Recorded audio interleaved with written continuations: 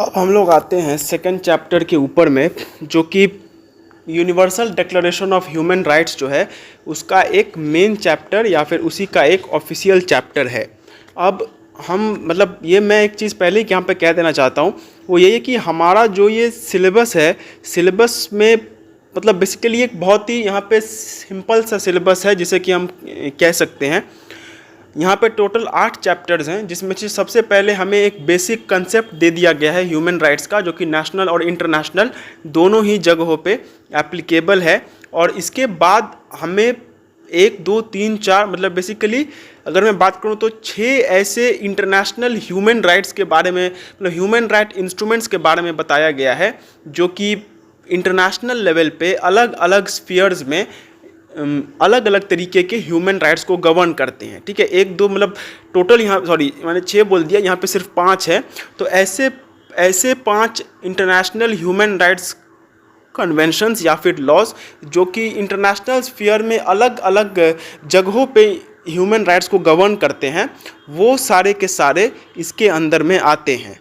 ठीक है, और इसके बाद हमारा एक इंडियन लॉ है जो कि है protection of human rights act 1993, और उसके बाद में ह्यूमन राइट्स और इंडियन कॉन्स्टिट्यूशन, बेसिकली कि इंडियन जुडिशियरी ने यहाँ पे क्या क्या किया हुआ है वो यहाँ पे बताया गया है। तो हमारा जो ये सिलेबस है उसका जो मैक्सिमम पोर्शन है वो इंटरनेशनल लॉ से ही रिलेटेड है और इंटरनेशनल लॉ पे ही वो बेस्ड है। तो अगर हम सबसे पहला यहाँ पे जो चैप्टर है वो है universal Declaration of human Rights, जो यूडीएचआर है या फिर जो सबसे बेसिक ह्यूमन लॉ का जो ह्यूमन राइट्स का जो लॉ है वो यही है। तो अब इसके हिसाब से अगर हम लोग यहाँ पे बात करते हैं तो जो सबसे फर्स्ट एंड फॉरमोस्ट क्वेश्चन जो कि हमारा यहाँ पे है वो ये है कि यूडीएचआर का सेलिएंट फीचर्स क्या क्या है और इसका यूटिलिटी स्कोप एंड एम्बिट क्या क्या है। बेसिकली ये जो यूडीएचआर है ये इसमें क्या क्या ऐसी इसका फीचर्स क्या है और ये किन किन जगहों पे अप्लाई होता है वो हमें यहाँ पे जानना है, और इसका यूटिलिटी क्या क्या है यहाँ पे वो बेसिकली हमें यहाँ पे देखना है। अब सबसे पहले अगर हम लोग बात करते हैं कि ये जो यूडीएचआर है इसका फीचर्स क्या क्या है, तो सबसे पहला बात तो यही है कि इसमें एक प्रियम्बल है that sets out the historical and social causes that led to the necessity of drafting the declaration. इसमें एक प्रियम्बल है जो कि बेसिकली ये जो यूडीएचआर है इसको यहाँ पे क्यों बनाया गया था, इसको वो डिक्लेयर करने के लिए बनाया गया है। तो जो मेन यहाँ पे प्रियम्बल है वो बेसिकली ये जो डिक्लेरेशन है उसका जो नेसेसिटी या फिर उसका जो नीड था उसको डिक्लेयर करने के लिए ये बनाया गया था। फिर आर्टिकल 1 जो है वो यहाँ पे बेसिकली जो बेसिक कंसेप्ट्स हैं वो उनके बारे में यहाँ पे बात करता है। सबसे पहले तो ये इसका एक प्रियम्बल है जो कि हमें इसका रीज़न बताता है। दूसरा इसमें कुछ ऐसे, अब देखो यहाँ पे आर्टिकल नंबर याद रखने मत जाना क्योंकि वो याद होगा भी नहीं और वो कोई that is not at all required for our legal career. ठीक है, तो यहाँ पे सबसे पहले जो यूडीएचआर है वो बेसिकली जो ह्यूमन राइट्स जिन जिन चीज़ों का होता है, जैसे ह्यूमन राइट्स में जो जो चीज़ें आती हैं उनका मतलब यहाँ पे क्या है वो उनको बेसिकली यहाँ पे बताता है। इसके बाद बेसिकली जो बेसिक ह्यूमन राइट्स हैं उनको सबसे पहले यहाँ पे जो यूडीएचआर है वो बताता है। फिर इसके बाद में जो अदर इंडिविजुअल राइट्स हैं, बेसिकली जो बेसिक राइट्स को छोड़ करके जो दूसरे राइट्स एक आदमी के पास में होते हैं, जैसे राइट टू इनहेरिटेंस हो गया, राइट टू लाइफ हो गया, राइट टू प्रोटेक्शन हो गया, ये सारी चीज़ें भी ये यहाँ पे बताता है। फिर है article 6 to 11 refer to the fundamental legality of human right with specific remedies cited for their defence when violated. Basically ये जो ह्यूमन राइट्स हैं वो उनका लीगैलिटी यहाँ पे कितना ज़्यादा है, वो कितने ज़्यादा यहाँ पे लीगल या फिर उनका जो लीगल पावर है वो कितना ज़्यादा है, और उनका अगर वो किसी भी तरीके से वायलेट हो जाते हैं तो उनके केस में जो स्पेसिफिक रेमेडीज़ हैं वो क्या क्या हो सकती है वो भी यहाँ पे बताया गया है। फिर articles 12 to 17 set fourth the rights of the individual towards the community including the freedom of movement and residence with in each state. Basically जो सोशल राइट्स होते हैं उनको भी यहाँ पे बताया गया है। ठीक है, सोशल राइट्स के बारे में भी जो है वो यहाँ पे बताया गया है। Article 18 to 21 sanction the so called constitutional liberties and spiritual public and political freedoms, जैसे फ्रीडम ऑफ थॉट, मतलब वो ऐसे राइट्स जो कि कॉन्स्टिट्यूशनल होते हैं उनके बारे में भी यहाँ पे बताया गया है। And articles 22 to 27 sanction and individuals economic, social and cultural rights including health care. It holds an expansive right to adequate standard of living and makes special mention of care giving to those in motherhood और childhood. मतलब economic, social and cultural rights जो हैं उनके बारे में, मतलब basically UDHR जो है उसमें तरह तरह के जो राइट्स हैं उनको उसमें स्टेट किया गया है. ठीक है, एंड इसके बाद अगर बात करते हैं article 28 to 30 establish the general means of exercising this right the areas on, मतलब बेसिकली अब ये जितने भी सारे राइट्स हैं उनको किस तरीके से एक्सरसाइज यहाँ पे किया जा सकता है, वो कौन से एरियाज है जहाँ पे वो राइट्स अप्लाई नहीं हो सकते हैं, उन इंडिविजुअल का ड्यूटी क्या क्या है, and the prohibition of the use of rights in contravention of the purposes of the United Nations organisation. मतलब बेसिकली ये जो सारी चीज़ें हैं इनको यहाँ पे मेनली बताया गया है. ठीक है, so the features of the declaration are as follows. तो जो सबसे फर्स्ट एंड फॉरमोस्ट यहाँ पे है वो तो यही है कि इसमें एक प्रियम्बल है जो कि सबसे इसके सारे जो मेन रीज़न है वो इसके बारे में वो यहाँ पे बता देता है. इसके बाद में एक बेसिक राइट्स के बारे में ये बात करता है, फिर बेसिक राइट्स से जो थोड़े ऊपर के राइट्स हैं उनके बारे में यहाँ पे ये बात करता है, फिर ये सारे राइट्स का लीगल यहाँ पे पावर क्या होगा, और अगर ये यहाँ पे वायलेट हो जाते हैं तो उस केस में क्या क्या रेमेडीज़ यहाँ पे मिलेगी उनके बारे में यहाँ पे ये बात करता है. सोशल राइट्स के भी बारे में यहाँ पे बात किया जाता है. कॉन्स्टिट्यूशनल लिबर्टीज़ के भी बारे में, मतलब कॉन्स्टिट्यूशनल राइट्स यहाँ पे क्या क्या हो सकते हैं, और ये जो राइट्स है इनके स्कोप क्या होंगे, कौन कौन से जगहों पे ये राइट्स अप्लाई होगा और कौन कौन से जगहों पे ये राइट्स अप्लाई नहीं होगा, उनको भी ये यहाँ पे ले करके चलते हैं. ठीक है, तो ये जो हैं ये सारे उन राइट्स के अंदर में ये सभी के सभी जो है वो आते हैं. ठीक है, मतलब ये बेसिकली इसका एक फीचर्स है, not that much important but still हमें यहाँ पे इसको जानना था. अब अगर बात करते हैं कि यूटिलिटी क्या है, इंपॉर्टेंस यहाँ पे क्या है, तो इंपॉर्टेंस तो है ही भाई. इंटरनेशनल स्फीयर में जब भी ह्यूमन राइट्स के बारे में बात आता है तो the first and foremost law which comes to anybody's mind is the Universal Declaration of human Rights. ये जो Universal Declaration of human Rights है ये सबसे बेसिक चीज़ है जो कि हमारे दिमाग में आता है. So the Universal Declaration of Human Rights is a milestone document in the history of human rights. The Universal Declaration of Human Rights was the first step towards human, मतलब ये पहली बार हुआ था कि ये, मतलब बेसिकली ह्यूमन राइट्स तो थे ही, उनको थोड़ा बहुत माना जाता था या फिर एक क्या बोलते हैं एक मॉरल प्रिंसिपल्स के हिसाब से माना जाता था, बट उसको कोडिफाई करके उसको एक लॉ का रूप दे करके उस तरीके से बनाना ये सबसे पहले इसी के अंदर में यहाँ पे किया गया था. एक डॉक्यूमेंट के तहत ह्यूमन राइट्स को यहाँ पे डिक्लेयर करना ये सबसे पहले यूडीएचआर के ही थ्रू यहाँ पे किया गया था. इसके बाद और एक जो यूटिलिटी है वो यही है कि ये जो यूडीएचआर है इसने एक रास्ता बनाया था जिससे कि मतलब अलग अलग कंट्रीज़ में अलग अलग तरीके के ह्यूमन राइट्स से रिलेटेड लॉज ताकि वहाँ पे बनाए जा सके, उनका जो रास्ता है वो इसने यहाँ पे उनका जो रास्ता है वो इसने यहाँ पे खोल करके रखा हुआ था. ठीक है, Now, using the UDHR as a guide, there are now more than 80 international treaties, declarations, conventions, bills. मतलब बेसिकली इसका मेन तो यूटिलिटी यही है कि भाई जो अलग, मतलब सबसे पहला जो यही है, सबसे पहला लॉ यही है, फिर इसी लॉ के तहत सबसे पहले पूरी दुनिया में ये हुआ कि हर, मतलब जितने भी लोग थे उनको एक प्रॉपर एंड एक डॉक्यूमेंटेड लॉ उनको मिला जो कि यूनिवर्सल लेवल पे जो है वो राइट्स को गवर्न करता था. एंड इसके बाद अलग अलग कंट्रीज़ में अलग अलग तरीके के लॉज को बनाने में भी इसने बहुत मदद किया है. ठीक है, One key example is the International Convention on the Elimination of All Forms of Racial Discrimination, a convention with 182 parties bound to it. This convention has its origin in 1960 following reports of anti-Semitism around the world. These incidents were recognized as violations of the UDHR. The convention includes a definition of racial discrimination, a condemnation of apartheid, a list of standards that parties must uphold, and individual complaints and mechanisms. The process took a while, so ICRDC was खैर ये तो एक example तरीके से दिया गया है, but mainly यही है कि UDHR was the first law जहाँ पे कि ह्यूमन राइट्स को डील किया गया था.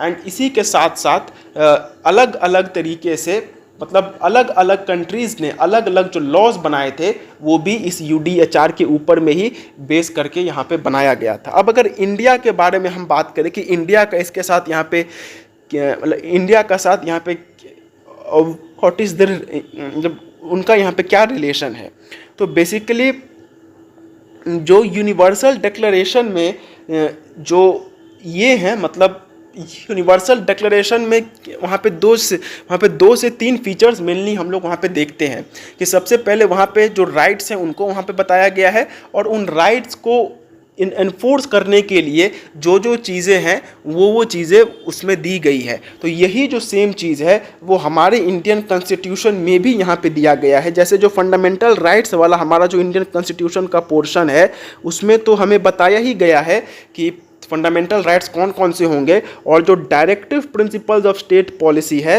वो एक क्लियर रिजेम्बलेंस करते हैं इसके साथ, जो भी हमें ये बात बताते हैं कि हमारा जो इंडियन कॉन्स्टिट्यूशन है उसमें भी ये बातें स्टेटेड है कि किस तरीके से हम अपने कॉन्स्टिट्यूशन के हिसाब से जो राइट्स है मतलब बेसिकली राइट का डिक्लेरेशन एंड एनफोर्समेंट ये इंडियन कॉन्स्टिट्यूशन में भी ये यहाँ पे बताया गया था. ठीक है. फिर अगर बात करें तो इंडियन कॉन्स्टिट्यूशन में जो अलग अलग जो हम लोग राइट्स देखते हैं जैसे right to life, right to security, protection against slavery, the right to the due and fair process of law, right to privacy, the right to liberty of thought and expression, ये सारे के सारे laws UDHR से ही लिए गए हैं. In Article 22 to 27 provide for the economic, social and cultural rights which include the right to work, the right to social security, the right to protection against employment, the right against slavery and exploitation. मतलब basically Indian constitution ने जो है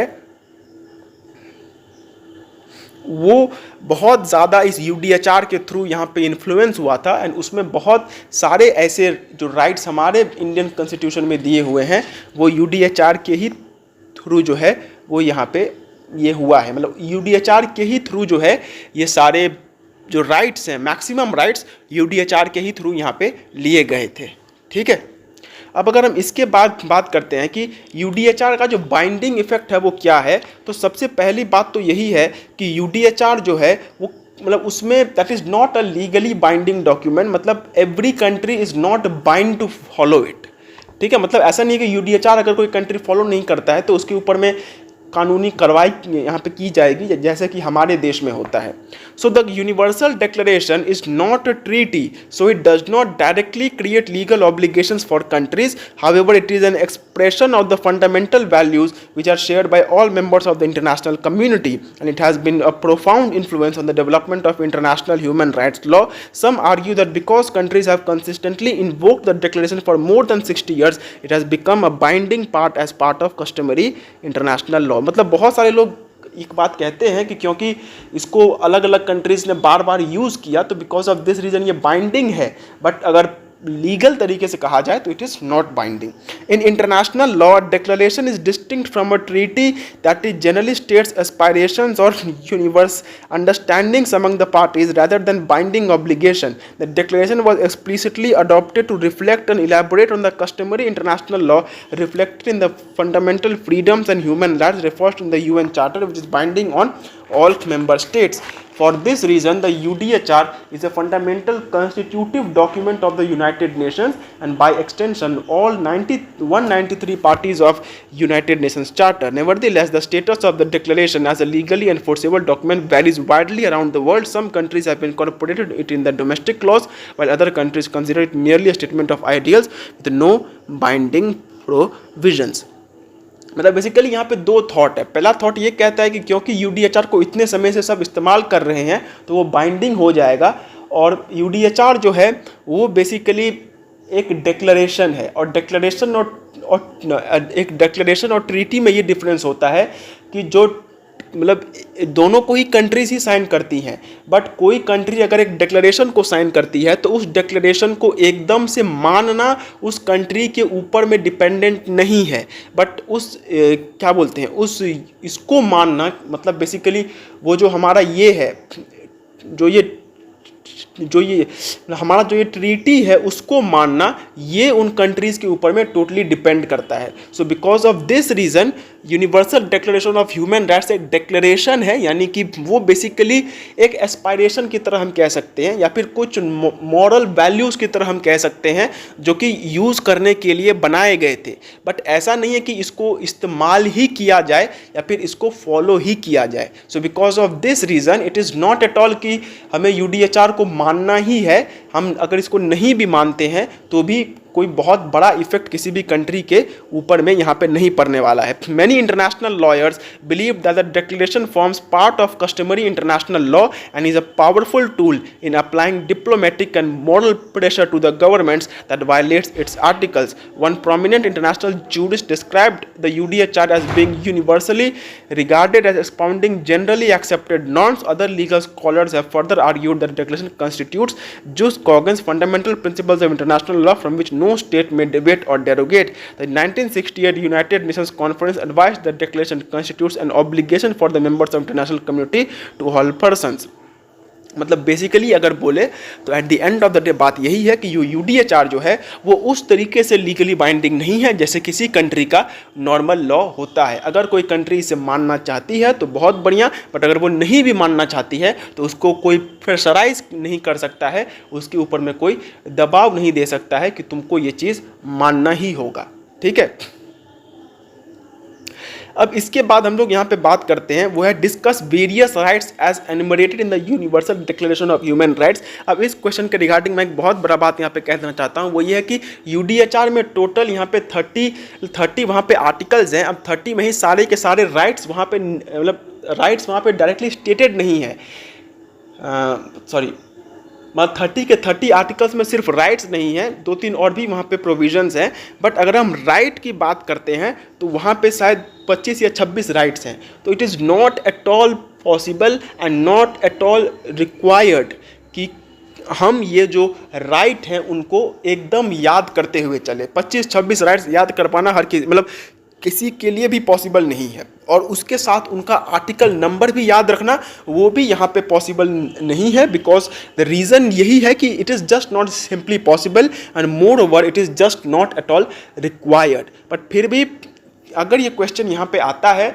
तो हम इसमें से जो भी मतलब हमें अगर ये 10 मार्क्स का क्वेश्चन आता है तो 11-12 जो ऐसे ह्यूमन राइट्स हैं जो कि नॉर्मल हैं, जो कि हम सभी को यहाँ पे याद है, हम उन सबको यहाँ पे लिख सकते हैं। जैसे राइट टू रिलीजियन हो गया, राइट टू एजुकेशन हो गया, राइट टू एनवायरनमेंट वगैरह हो गया, right to equality before the law हो गया, एक अच्छा तरीके से लीगल प्रोसीडिंग वगैरह हो, वो सारे लॉ जो है हम यहाँ पे उसको लिख सकते हैं। बट स्पेसिफिकली अगर हम ये बात कहें कि हमें हर एक राइट जो कि यूडीएचआर में स्टेटेड है वो हम यहाँ पे नहीं लिख सकते हैं, और वो लिख पाना भी यहाँ पे पॉसिबल नहीं है। बट फिर भी मैं एक बार जो राइट्स है उनको जरूर डिस्कस जरूर कर देता हूँ। ठीक है, अब सबसे पहला है फ्री एंड इक्वल। तो ये तो हम जानते ही हैं कि जो भी आदमी है वो फ्रीली बॉर्न होता है, उसके ऊपर में कोई ऐसा नहीं है कि उसको मतलब बेसिकली कोई भी आदमी कोई चीज़ ले करके नहीं जन्म लेता है। वो जो आदमी है वो उस चीज़ मतलब everybody is born free from everything. ठीक है, उसके ऊपर में कोई मतलब कोई भी आदमी जो जन्म लेता है वो ऐसा नहीं कि कुछ लाइबिलिटीज़ के साथ वो यहाँ पे जन्म लेता है। वो जो आदमी जो कुछ भी करता है वो सब उसके जन्म के ही बाद में है। तो everybody is born free and he is equal. वो आदमी सभी के जो नज़र में वो एक ही है, कोई भी आदमी किसी से ना बड़ा है ना वो छोटा है। फिर फ्रीडम फ्रॉम डिस्क्रिमिनेशन, हर एक आदमी को हर एक तरीके से डिस्क्रिमिनेशन से बचाया जाना चाहिए, चाहे वो उसके वेशभूषा पे हो या चाहे वो उसके रिलीजन पे हो, चाहे वो उसके बिलीफ्स पे हो, प्रैक्टिसेस पे हो, किसी भी तरीके से हो, उसको डिस्क्रिमिनेशन जो है वो उसके साथ नहीं होना चाहिए। फिर है यहाँ पे राइट टू लाइफ। अब राइट टू लाइफ का मतलब होता है कि हर एक आदमी के पास ये राइट है कि वो जिस भी एनवायरनमेंट में रह रहा है वो एक सेफ एनवायरनमेंट में रहे, जिससे कि उसका लाइफ मीनिंगफुल हो। क्योंकि रहने के लिए तो आदमी एक पिंजरे में भी बंद होकर के रह सकता है, जिंदा वो तभी भी रहेगा, बट वैसा ज़िंदगी लेकर के कुछ होने वाला नहीं है। So because of this reason हमें एक राइट टू लाइफ की ज़रूरत है, हमें एक ऐसे जीवन की ज़रूरत है जो जीवन से हमें कुछ मिल सके। फिर फ्रीडम फ्रॉम स्लेवरी, किसी को भी गुलाम बना करके नहीं रखना है, गुलामी को पूरे तरीके से यहाँ पे बैन करके रखना है। ठीक इसी तरीके से अगर कोई यहाँ पे किसी का टॉर्चर हो रहा है तो वो भी नहीं होना चाहिए। Every person has the right to be free from any kind of torture. फिर right to recognition before the law, एक कानून किसी को रिकॉग्नाइज करे, ये राइट भी हर एक आदमी के पास में है। कानून हर किसी को अलग मतलब सेम नज़रिए से देखे, वो भी उसके पास में राइट है। फिर कानून जो जस्टिस देता है वो जस्टिस हर एक आदमी को मिलना चाहिए।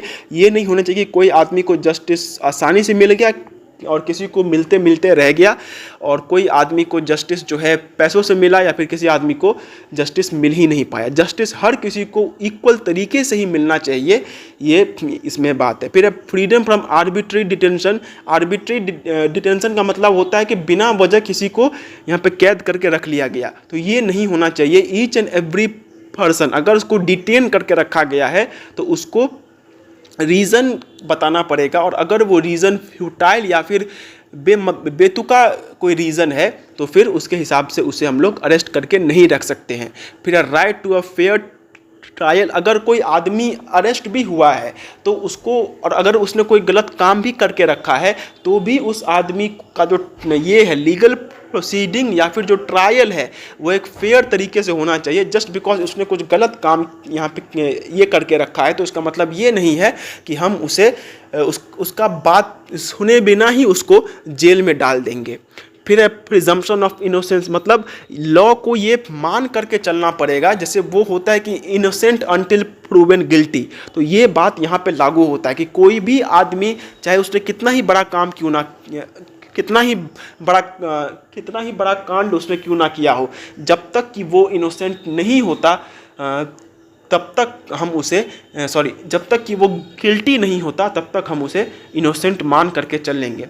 फिर राइट टू प्राइवेसी है, हर एक आदमी के पास में ये राइट है कि वो एक अपने हिसाब से जो उसको एक प्राइवेट एनवायरनमेंट लगता है वो उस प्राइवेट एनवायरनमेंट में अच्छे से और एक मतलब बेसिकली जैसा जीवन उसे जीना चाहिए वो वैसा जीवन वहाँ पे जी सके। फिर यहाँ पे फ्रीडम ऑफ मूवमेंट, अब एक आदमी के पास ये राइट होता है कि वो जिस भी टेरिटरी में रहता है वो उस टेरिटरी में आराम से यहाँ से वहाँ मूव कर सकता है, कोई भी उसके इस मूवमेंट को रोक नहीं सकता। फिर राइट टू असाइलम का मतलब यहाँ पे ये है कि अगर कोई आदमी किसी दूसरे कंट्री में है तो उस कंट्री में असाइलम सीख करना मतलब उस कंट्री से उसको यहाँ पे प्रोटेक्शन मिलना, इसका भी जो राइट है वो उसके पास में यहाँ पे रहता है। हर एक आदमी के पास में ये राइट है कि वो जिस कंट्री से बिलोंग करता है उस कंट्री का नेशनलिटी जो है वो उसे यहाँ पे दिया जाए। शादी करना और अपना एक फैमिली को बसाना ये भी हर एक आदमी का यहाँ पे राइट है। प्रॉपर्टी को ओन करना, रिलीजियन में बिलीफ रखना, अपना जो भी उसके मन में एक्सप्रेशन वगैरह आता है वो सारे के सारे वो वहाँ पे रख सकता है। फिर फ्रीडम ऑफ असेंबली मतलब एक जगह पे इकट्ठा होना, right to take part in public affairs, social security right, मतलब बेसिकली ये अगर कोई भी पढ़ेगा तो उसको यहाँ पे समझ में आ जाएगा। जैसा कि मैंने ऑलरेडी कहा हुआ है कि हर एक राइट को याद रख पाना हर किसी के लिए मतलब किसी के लिए भी यहाँ पे पॉसिबल नहीं है। So because of this reason हम बेसिकली जो राइट्स हमें यहाँ पे याद आता है हम उन राइट्स को यहाँ पे लिखेंगे, और अगर नहीं भी याद आता है तो भी कोई बहुत बड़ा बात नहीं है। ये जो ह्यूमन राइट्स का जो चैप्टर है this is not a very high scoring chapter कि इसमें एकदम से क्या बोलते हैं फाड़ करके मार्क्स ले आए, वैसा इसमें पॉसिबल नहीं है। ठीक है,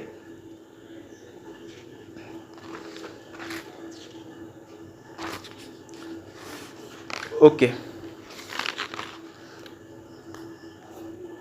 हम 2 मिनट का ब्रेक लेते हैं फिर हम वापस आएंगे।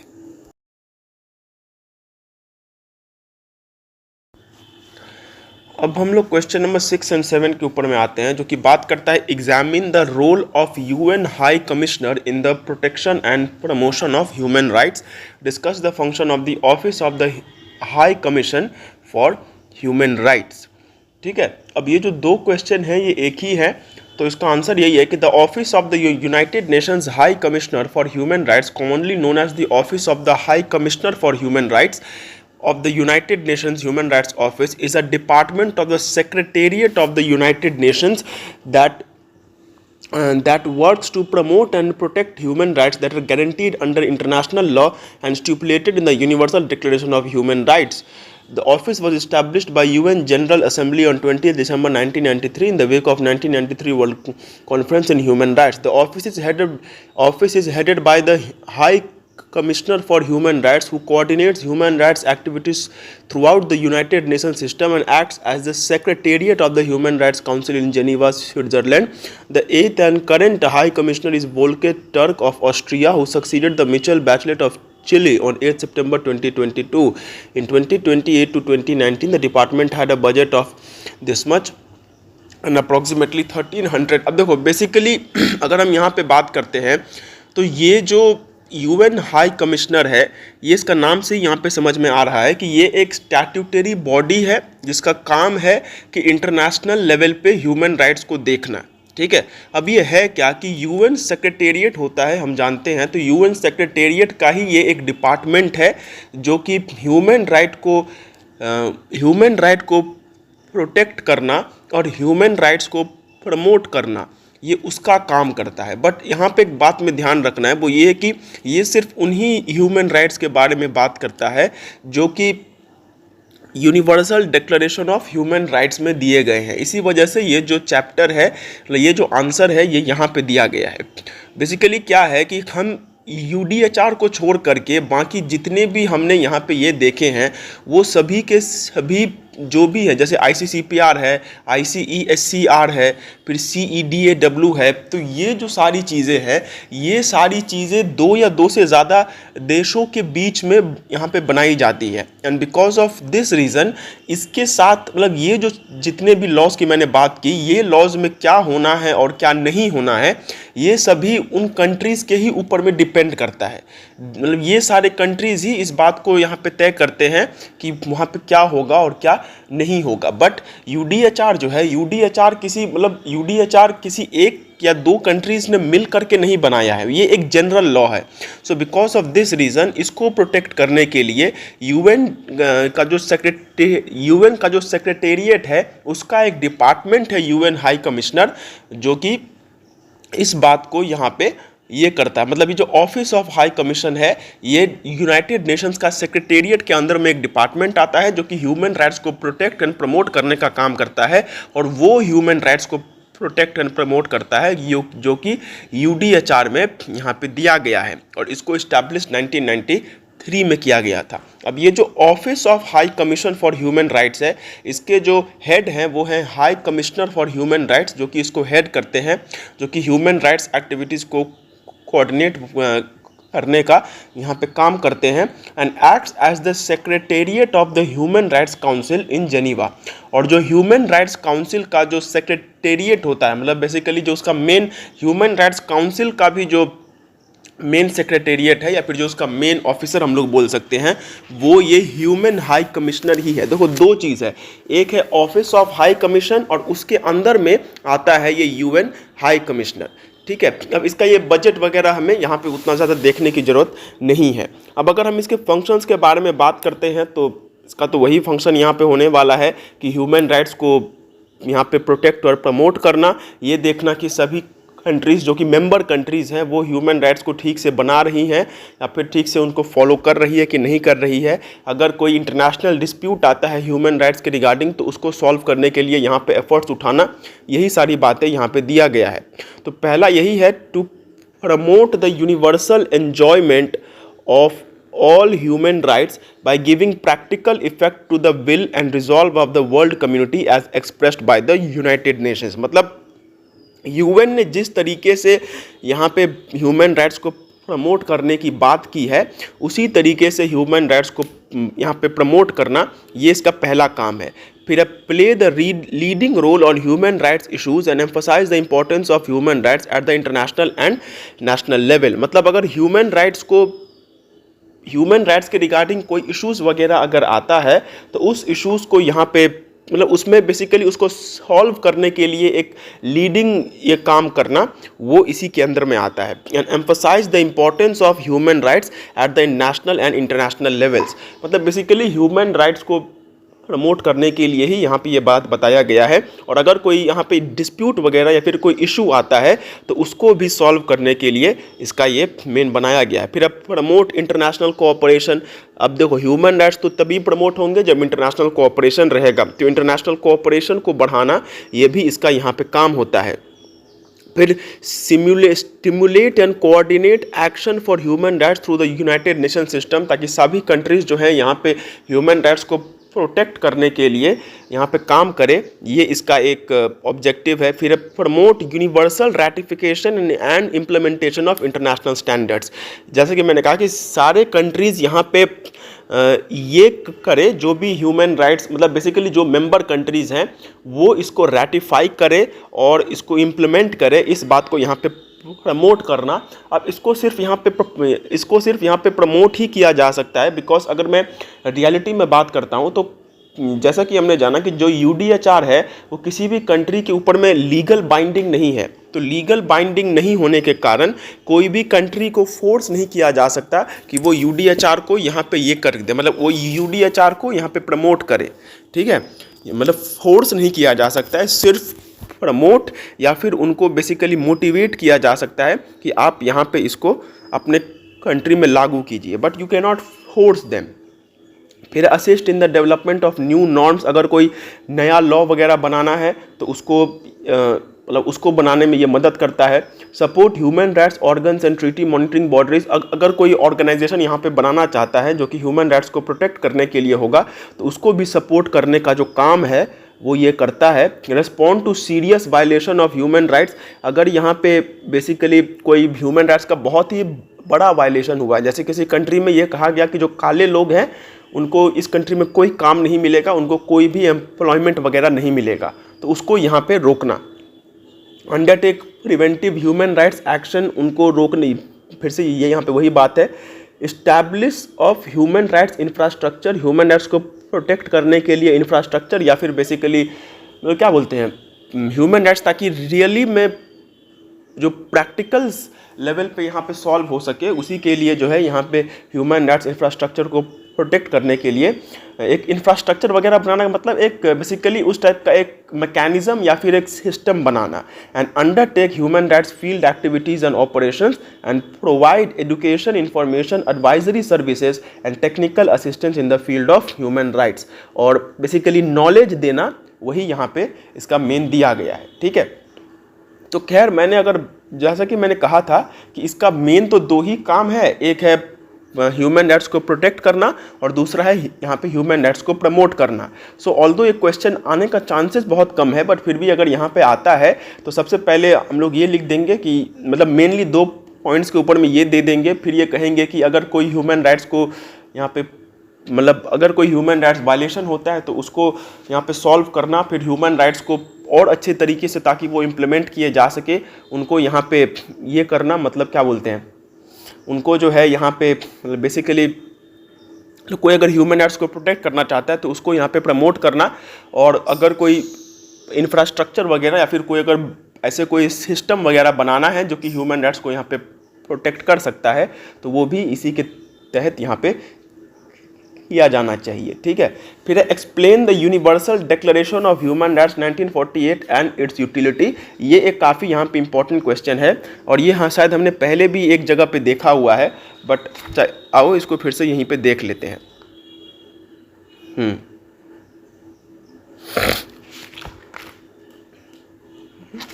अच्छा, यूटिलिटी तो मैंने यहाँ पे पहले ही यहाँ पे ये कर दिया है, एक्सप्लेन कर दिया है, तो इसी वजह से उसको दोबारा यहाँ पे एक्सप्लेन करने की ज़रूरत नहीं है।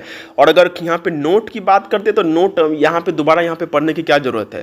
तो UDHR is an international document adopted by the UN General Assembly that enshrines the rights and freedoms of all human beings, drafted by a UN committee chaired by Eleanor Roosevelt. It was accepted by the General Assembly at a resolution on 217 during its third session on October 1948 at Palais de Chaillot in Paris, France. Of the 58 members of the United Nations at that time, 48 voted in favor, none against, 8 abstained and 2 abstained. मतलब basically ये जो UDHR है ये हम जैसा कि जानते हैं, this was the first and foremost human rights को अगर हम कंसिडर करते हैं तो उसके रिगार्डिंग एक डॉक्यूमेंटेटेड लॉ या फिर एक क्या बोलते हैं, एक ऐसा लॉ जो कि रियली में एग्जिस्ट करे, ये सबसे पहला उस तरीके का लॉ था। और ये 1948 में इसको यहाँ पे बनाया गया था। और ये इसका जो है मतलब ये बेसिकली पेरिस फ्रांस में इसको ये किया गया। और उस टाइम पे जो 58 मेंबर्स थे यूनाइटेड नेशंस के, उन्होंने मतलब वो उस टाइम पे थे जिसमें से 48 मेंबर्स ने इसके फेवर में वोट किया, अगेंस्ट में तो किसी ने भी नहीं किया, बट 48 ने इसके फेवर में वोट किया। और बाकी जो 10 थे उसमें से दो कंट्रीज़ ने वोट ही नहीं किया, और जो 8 है उन्होंने इसमें कोई इंटरेस्ट ही नहीं दिखाया। मतलब बेसिकली 48 लोगों से जो है ये यहाँ पे वोट हो गया। अब इसके बाद यहाँ पे बेसिकली वही सारी बातें जो है यहाँ पे दी गई है, ठीक है। और ओके, अब इसके बाद हम लोग आते हैं जो कि है, देखो मैं इसको दोबारा से उतना डिटेल में एक्सप्लेन नहीं कर रहा हूँ क्योंकि मैंने ये पहले भी अच्छे से यहाँ पे करके रखा हुआ है, ठीक है।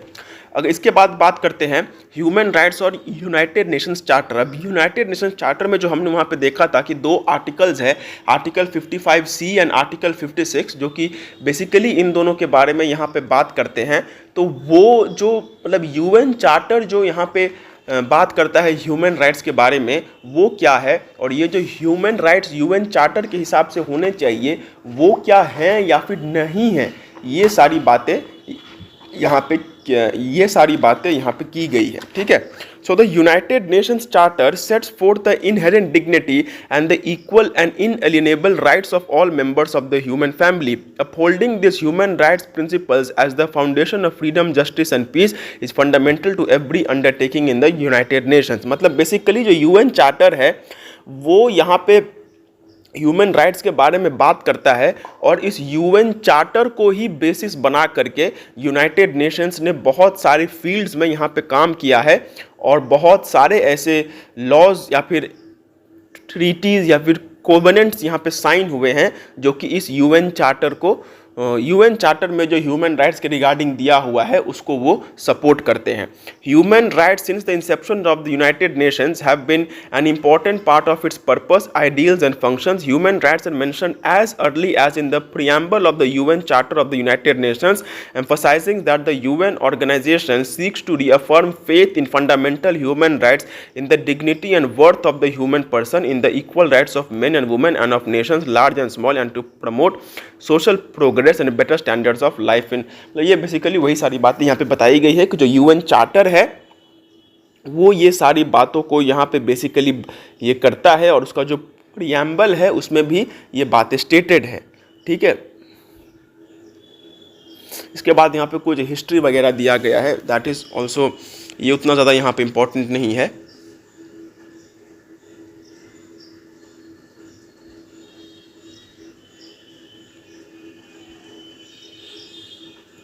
It has been noted by several commentators that the Charter is unsatisfactory as regards its human rights provisions because it nowhere specifies these rights. For the representative of the 50 governments who met in San Francisco in 1945 to write and sign the Charter, like the parliamentarians in the signatory states who ratified it, indeed, like most people in the civilized country, did share a common understanding of what were the basic human rights broadly defined. So nobody could say in good faith in San Francisco and the UN that as a Charter did not specify any human rights. अच्छा, ये सब खैर उतना ज़्यादा important नहीं है। Main बात यहाँ से स्टार्ट हो रहा है कि the charter's operative part contains 6 articles with explicit references to human rights, making the subject one of the central themes of the legal instrument. In 1948 the UDHR brought human rights into the realm of international law. Since then the organization has diligently protected and promoted human rights through legal instruments and on the on ground activities। देखो basically जो यहाँ पे जो UN charter है उसमें 6 articles हैं, ठीक है, और उन 6 आर्टिकल्स में ह्यूमन राइट्स के बारे में स्टेटेड है। बट हमें एक बात ध्यान में रखना पड़ेगा कि ये जो यूएन चार्टर है ये यूनाइटेड नेशंस का एक कॉन्स्टिट्यूशन टाइप का है, ठीक है। This is the constitution of the United Nations and hence इसमें सिर्फ ह्यूमन राइट्स के ही बारे में रहेगा ऐसा नहीं है, ठीक है। तो दिस इज़ जस्ट मतलब एक बेसिकली क्या बोलते हैं, ये एक जैसे हमारे इंडिया का कॉन्स्टिट्यूशन है, अब उसमें सारे लॉज के बारे में तो डीपली स्टेटेड नहीं ना है, बस उसका एक बेसिक या फिर हम बोले तो एक अथॉरिटी वहाँ पे दिया गया है। In the same manner UN charter भी सिर्फ एक इंट्रोडक्टरी ही पार्ट का बारे में वो बात करता है। मेन जो है वो यूएन का जो ये यूडीएचआर है उसको इस्टेब्लिश करके यहाँ पे किया गया है। तो ये जो यूडीएचआर है उसमें ऑल्दो आर्टिकल्स हैं एंड उनमें ह्यूमन राइट्स के बारे में बात किया गया है, बट इन रियलिटी अगर हम यहाँ पे बात करते हैं तो ये जो यूडीएचआर है वो जो यूएन चार्टर का बेसिक प्रिंसिपल है जो कि ह्यूमन राइट्स को प्रोटेक्ट करने के लिए होना चाहिए, वो सभी के सभी यहाँ पे यूएन चार्टर के जो भी वो बेसिक प्रिंसिपल्स हैं वो यूडीएचआर में ही स्टेटेड हैं। The provisions of promotion of human rights are present in Article 1.3 Part 9 and Article 76 of the UN Charter. According to Article 1.3, one of the purposes of the United Nations is to achieve international cooperation in promoting and encouraging respect for human rights and for fundamental freedoms for all without distinction as to race, sex, language और religion। मतलब article 1.3 में ये सारी बातें यहाँ पे बताई गई है कि जितने भी कंट्रीज़ यहाँ पे यूनाइटेड नेशंस के साथ जुड़ेंगे वो सारे कंट्रीज़ यहाँ पे प्रमोट करेंगे और एनकरेज करेंगे ह्यूमन राइट्स जो कि सभी के लिए अवेलेबल हो। It is self evident that the organisation is obliged to pursue and try to realize its purposes. At the San Francisco gathering, the chairman of the United Nations Delegation, Secretary of the State Edward Stettinius, expressed the sense of the conference where he stated that the purposes list in Article 1 of the Charter are binding on the organizations, its organs, its agencies, indicating that the direction their activities carry। ये सब हमें उतना ज़्यादा यहाँ पे देखने की ज़रूरत नहीं है, ये उतना ज़्यादा यहाँ पे इंपॉर्टेंट नहीं है। बेसिकली यही है कि आर्टिकल 1.3 में यहाँ पे स्टेटेड है। Now with a view to creation of conditions of stability and well-being which are necessary for peaceful and friendly relations among nations based on respect for the principle of equal rights and self-determination of people, the United Nations shall promote universal respect। ये वही के लिए मतलब basically article 1.3 में stated है और उसके बाद यहाँ पे जो आर्टिकल 55C है और उसके बाद 56 है उसमें भी ये सारी बातें यहाँ पे स्टेटेड है। तो under article 55C the United Nations is obliged to promote certain end which is essentially identical with the end which under article 1.3 the organization is obliged to promote and encourage by achieving international cooperation। In fact, the two articles are more similar in meaning than they may appear on superficial reading। The obligation imposed on the UN by article 1.3 relates to the achievement of international cooperation for the purpose of promoting respect for human rights, whereas the obligation imposed by 55C creates directly the promotion of this and itself। मतलब basically article 1 और article 1.3 में और article 55 में वही basically यहाँ पे वो बात दी गई है, ठीक है। The two articles may now be compared with Article 76, which states that the basic objectives of the trusteeship system in accordance with the purpose of the United Nations laid down in Article 1, these objectives include to encourage। मतलब फिर से वही बात, यही बात जो है article 76 में भी यहाँ पे दी गई है। Objective C concerns the encouragement of a certain end which is identical by the end referred to in Article 1.3 and also is essentially identical with that in Article 55C। by Article 76C of the United Nations under whose authority the trusteeship system functions, it is obliged to encourage the realization of this end। मतलब basically जो human ये है जो हमारा यहाँ पे charter है, उस चार्टर में अगर हम लोग बात करते हैं तो टोटल वहाँ पे 6 ऐसे आर्टिकल्स हैं जो कि एक्सप्लिसिटली ये करते हैं, ह्यूमन राइट्स के ही बारे में बात करते हैं। और ये जो उनमें से कुछ अगर हम बात करें तो आर्टिकल 1.3 है यहाँ पे जो कि वहाँ पे ह्यूमन राइट्स को प्रमोट करने के लिए यहाँ पे बात करता है। फिर ये जो आर्टिकल 55C है वो भी सेम चीज़ करता है एंड आर्टिकल 76 जो है वो बेसिकली यहाँ पे जो ह्यूमन राइट्स का जो वर्किंग बॉडी होगा उसके अंदर में ताकि ह्यूमन राइट्स को प्रोटेक्ट किया जा सके, इसके लिए वो यहाँ पे ये सारी चीज़ों को ये करता है, प्रमोट करता है। ठीक है, मतलब बेसिकली पूरा जो इंडियन कॉन्स्टिट्यूशन बोल रहा हूँ, जो यूएन चार्टर है उसमें ये बातें अच्छे से स्टेटेड है। ठीक है, this question is also not that much important, ये शॉर्ट नोट्स में आ सकता है, तो it can easily be skipped. ठीक है, इसके बाद हम लोग का है international covenant on political and civil rights.